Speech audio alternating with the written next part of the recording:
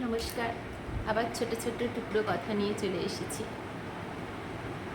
আজকে বলি আমাদের জীবনের জাতি ধর্ম বর্ণ তো হলোই, এবার বলি প্রত্যেকের জীবনের উদ্দেশ্য, মানে কি অ্যাচিভ করতে হবে আমাদেরকে, কি অ্যাচিভমেন্টের গোল বেঁধে দেওয়া হয়েছিল আমাদের জীবনকে উন্নততর করার জন্য। প্রত্যেকের জীবনে 4টে আশ্রমে ভাগ করা হয়েছে ব্যক্তি জীবনকে, যেরকম ব্রহ্মচর্য, গার্হস্থ, বানপ্রস্থ, সন্ন্যাস। এই ধর্ম পালনের মাধ্যমে, চতুরাশ্রম পালনের মাধ্যমে আমাদের কি অ্যাচিভ করতে হবে? জীবনের 4টি পুরুষার্থ। কি কি পুরুষার্থ? ধর্ম, অর্থ, কাম, মোক্ষ। এবারে এই 4টেকে আমাদেরকে অ্যাচিভ করতে হবে। এর মধ্যে প্রথম হচ্ছে ধর্ম। ধর্ম মানে কি? দেবদেবীর পূজা অর্চনা, মন্ত্রতন্ত্র, যাগ যজ্ঞ, এগুলোকে কিন্তু কোথাও ধর্ম বলা নেই। ধর্ম মানে খুব সোজা সাপটা বাংলায় বলতে গেলে একটা গাইড বুক বা রুলস বলা যায়। প্রত্যেকের প্রতি, প্রকৃতির প্রতি মানুষের বিভিন্ন দায়িত্ব কর্তব্য পালনের যে নীতি, সেইটাই হচ্ছে ধর্ম। মানে আমি মানুষ হয়ে জন্মেছি, তাই আমার ডিউটিগুলো কী কী পৃথিবীর প্রতি। আবার যেই বাড়িতে জন্মেছি সেই বাড়ির মেম্বারদের প্রতি, যেখানে আমি থাকছি আশেপাশে পরিবেশ, পাড়া প্রতিবেশী সকলের প্রতি আমার যে বিভিন্ন রোলের, মানে বিভিন্ন ভূমিকায় যেই রোলগুলো, সেইগুলো ঠিক ঠিক করাই হলো আমার ধর্ম। এখানে সম্প্রদায়ের কোনো স্থান নেই। এখন আসেনি জাতি, ধর্ম, বর্ণ, সম্প্রদায়, এগুলো কিছু নেই। ধর্ম রয়েছে, শুধুমাত্র ধর্ম। মায়ের প্রতি সন্তানের ধর্ম, সন্তানের প্রতি মায়ের পিতামাতার, পরিবারের অন্য জনের সঙ্গে যেরকম একটা সম্পর্কের রুলস রয়েছে, কার সঙ্গে আমি কী আচরণ করতে পারি, সেরকম সমাজের প্রতি, রাষ্ট্রের প্রতি। যে রাজা, তার যেরকম রাজ্যের প্রতি ধর্ম রয়েছে, নিশ্চয়ই সাধারণ প্রজার সেটা নয়। এই তার ডিউটিগুলোই হলো ধর্ম। তাহলে প্রথম পুরুষার্থ হচ্ছে ধর্ম। এইটা আমরা শিখব। কোথায় শিখব? জীবনের প্রথম চতুরাশ্রমের যে প্রথম ধাপটা ব্রহ্মচর্য, এই সময় আমরা শিখছি। ব্রহ্মচর্য মানে আমরা জানি, গুরুগৃহে থেকে পড়াশোনা করেছে, বেদ পাঠ করেছে বাচ্চারা, এইটাই ব্রহ্মচর্য। আসলে আমাদের জীবনের প্রথম ধাপ, বিভিন্ন রকমের শিক্ষা যে আমরা গ্রহণ করি। ধর্ম মানে কার প্রতি কী ডিউটি আমার, সেটা যখন শিখছি, সেই স্টেজটা ব্রহ্মচর্য। তখন আমরা ধর্ম কি জানছি, যেটা আমরা সারা জীবন কাজে লাগাবো। ধর্মের পর হচ্ছে অর্থ। আমি ধর্ম শিখেছি, সেই ধর্মকে মানে নীতি জ্ঞানকে কাজে লাগিয়ে, অর্থ মানে টাকা পয়সা, এগুলো আমি জানি, আমরা সবাই জানি। তাহলে অর্থ উপার্জন করতে হবে। যে কোনো মানুষকেই সমাজে টিকে থাকতে গেলে নিজেকে, নিজের পরিবারকে প্রতিপালন করতে হবে, তার সঙ্গে সমাজের প্রতি কিছু ডিউটি পালন করতে হবে। তাহলে এই এতগুলো কাজ করতে গেলে টাকা পয়সার তো দরকার, অর্থের প্রয়োজন। তাই অর্থ উপার্জন বা সোর্সটাকে খুঁজে বার করা, কিভাবে আমি আরও অর্থনৈতিক দিক দিয়ে ভালো করব। তাহলে অর্থ কেউ যদি রোজগার করছে, সেটা কিন্তু খারাপ নয়, সেটা দরকার।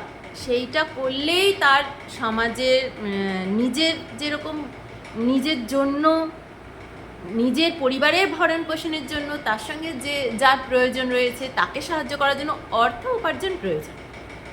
ধর্ম, অর্থ এবং কাম। কাম মানে কামনা। আমাদের জীবনে বিভিন্ন রকম ডিজায়ার রয়েছে, এটা চাই, ওটা চাই, সেটা চাই। আমরা আবার বলি ষড়রিপুর মধ্যে কাম, ক্রোধ, লোভ, মোহ, মদ, মাৎসল্য, প্রথমেই কাম ত্যাগ করতে হবে। আর এখানে পুরুষার্থের মধ্যে আমরা কাম ঢুকিয়ে দিয়েছি। কিভাবে হয় তাহলে? আসলে ষড়রিপুকে ত্যাগ করতে হবে না, জয় করতে হবে। এই 6টা যে রিপু আমাদের, কাম, ক্রোধ, লোভ, মোহ, মদ, মাৎসল্য, এইগুলো নিয়েই আমরা প্রত্যেকটা মানুষ জন্মেছি। আমাদের মধ্যে এই 6টা রিপু জন্মলগ্ন থেকে রয়েছে। এদেরকে জয় করা মানে এই 6টা রিপুর বশীভূত হয়ে আমরা কোনো ডিসিশন নেব না, তাহলে এই ষড়রিপুকে জয় করা হবে। আমার কোনো মানে আমাকে কেউ গরম ছ্যাঁকা দিয়ে দিল, আমার কোনো কষ্ট হবে না, বা আমাকে প্রচণ্ড বাজে বাজে গালাগাল দিচ্ছে, মার দিচ্ছে, অথচ আমি হাসি মুখে দাঁড়িয়ে থাকবো যে না আমার তো একটু রাগ হচ্ছে না, এইটা ভাবা একেবারে বোকামি।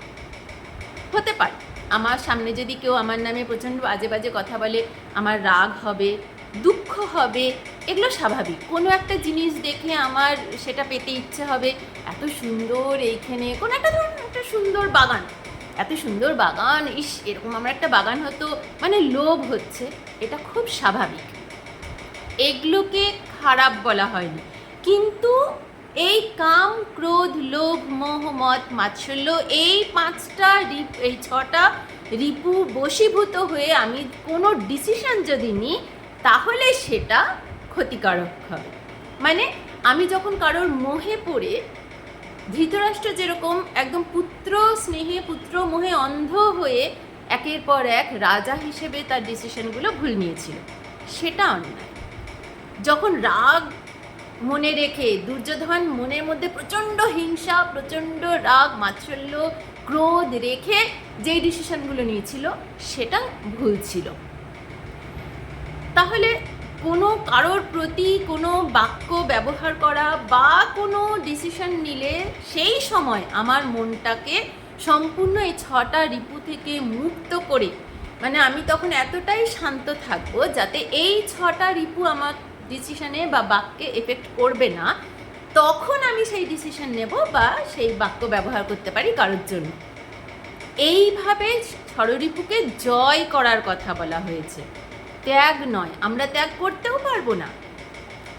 তাহলে এই কাম বলছি, কাম ছাড়া সংসার তো চলবেই না। সংসার মানে এত যে জনসংখ্যা বাড়ছে, প্রত্যেকটা উদ্ভিদ প্রাণী প্রত্যেকেরই একটা নিজের অস্তিত্বকে টিকিয়ে রাখাও ধর্ম। তাহলে সকল মানুষ যদি কাম ছেড়ে দেয়, তাদের পরবর্তী জেনারেশন না জন্মাবেও না, তাহলে তো মনুষ্য জাতি ওইখানেই শেষ। তাহলে এটা ধর্ম হতে পারে না যেখানে একটা প্রজাতি শেষ হয়ে যাচ্ছে আমার একটা কোনো ডিসিশনে। তাহলে এই ধর্ম মানে টিকিয়ে রাখা সমাজের মধ্যে নিজেকে, তার সঙ্গে আশপাশকে, তাহলে এইটাও তো ধর্মের মধ্যেই পড়ে আচরণে। তাই ধর্ম, অর্থ, কাম, এর পরের স্টেজ হচ্ছে মোক্ষ। এইটা নিয়েই সকলের ভীষণ উৎসাহ যে একদম শেষ স্টেজ মোক্ষ, মানে বৈকুণ্ঠ ধামে পৌঁছে যাব, মৃত্যুর পরে মোক্ষ লাভ করবে আর কি, মৃত্যুর সময় পরম শান্তি পেয়ে বৈকুণ্ঠ ধামে চলে গেল। আমার যতদূর মনে হয়েছে এতদূর আলোচনা, আলাপ আলোচনায় বা পড়াশোনায় বা বিভিন্ন রকম প্রবচন শুনে, যে মোক্ষ মানে কখনোই এমন একটা কিছু গোল নয় যেটা আমি মৃত্যুর পরে পাব, সেটা এই জীবনে এই শরীরেই আমাকে পেতে হবে। মোক্ষ একটা মানসিক স্থিতি, একটা স্টেজ। কীরকম স্টেজ? যেখানে আমার পরম তৃপ্তি বা শান্তি থাকে। কীরকম? সেটা আমি জীবনে কোনো একটা, ধরুন আমার এই যেই বয়স, মাঝ বয়সে, আমি এই বয়সে আমি এমন একটা স্টেজে পৌঁছলাম যেখানে আমাকে কিছু এফেক্ট করছে না। আমি ঠিক আছে, কেউ আমাকে পছন্দ করছে না, আমি সেটাকে ছেড়ে দিতে পারছি, আমার গায়ে লাগছে না সেটা, বা আমাকে এমন কেউ এত প্রশংসায় উদ্ভাসিত করে দিচ্ছে, আমি সেটাতে গলেও যাচ্ছি না যে আমাকে এত ভালো বলেছে তাই তার সে যা বলবে আমি তাই করে দেবো, এটাও করছি না। নিজেকে ব্যালেন্সে রাখতে পারছি, রাগের মাথায় কারোর জন্য কিছু বাজে চেয়ে বসছি না, হিংসায় কারোর ওপর প্রচণ্ড হিংসায় আক্রোশে কাউকে কোনো ক্ষতি করছি না। আমি ঠান্ডা, এই যে বললাম ষড়রিপুকে কন্ট্রোল করার একটা যখন ক্ষমতা চলে আসে, সেই স্টেজটাই হলো মোক্ষ। তখন আমার মন শান্ত, আমি কোনো রকম রিপুর প্রতি রিয়্যাক্ট না করে, ঠিক আছে, যেই পরিস্থিতি এসছে আমার সামনে সেইটাতে আমি ধৈর্য ধরে ব্যালেন্স রেখে যখন সিদ্ধান্ত নিই, সেই সিদ্ধান্তটা সঠিক সিদ্ধান্ত হবে, সেটাই আমার মোক্ষের একটা স্টেজ।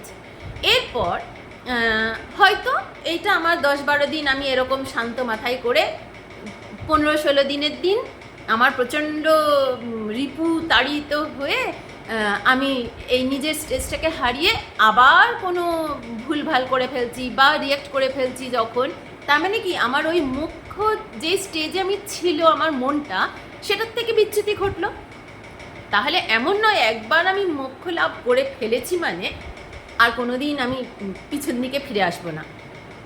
যখন বাই প্র্যাকটিস এই স্টেজটাকে আমি কন্টিনিউ ধরে রাখতে পারবো জীবনে, সেটাই আমার টার্গেট, যে তারপরে আমার কিছু মনে হবে না। তাহলে এই আশ্রমগুলো যখন জীবনে চতুরাশ্রম ভাগ করা হয়েছে, ব্রহ্মচর্যে শেখানো হয়েছে কি কি আমার রুলস, কার প্রতি কীরকম আমার আচরণ থাকতে হবে, গার্হস্থ্যতে সেগুলো আমি অ্যাপ্লাই করছি।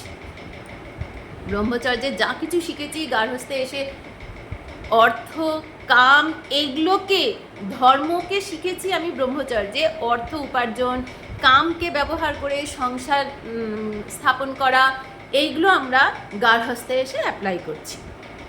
বানপ্রস্থ, বনে গিয়ে থাকা। আমরা এখনকার যুগে কেউ বনে গিয়ে থাকি না, বন নেই তো বনে গিয়ে থাকবো কী করে।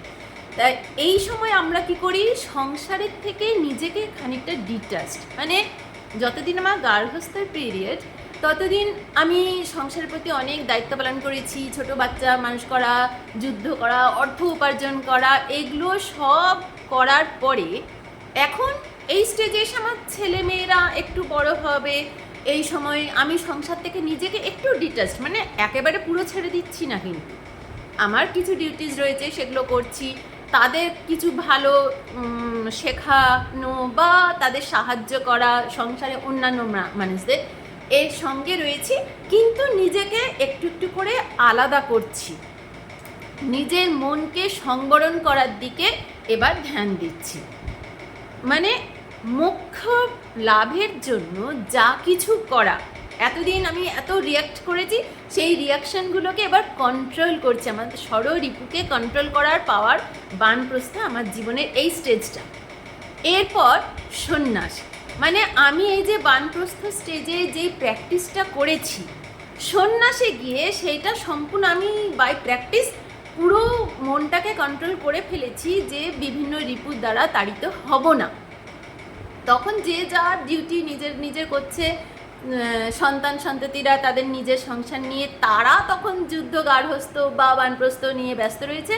আমি কিন্তু তখন এগুলো সব থেকে দূরে, দূরে মানে শারীরিকভাবে দূরে নয়, মানসিকভাবে দূরে যদি নিজেকে সরিয়ে নিই, তখন দেখব এই যে আমাদের নিত্য নৈমিত্তিক জীবনে এত রকমের অশান্তি আমরা দেখতে পাই আশেপাশে চতুর্দিকে, বয়স্ক মানুষদের কত অশান্তি, মধ্যবয়স্কদের, যদি এই রুলটা ফলো করি অনেকাংশে অশান্তি কিন্তু কমে যায়।